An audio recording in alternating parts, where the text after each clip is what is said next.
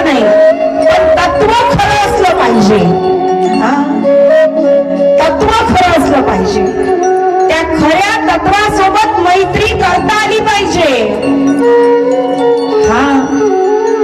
19व्या शतकात खरी मैत्री केली होती त्या कारसेवकांनी श्रीरामासोबत.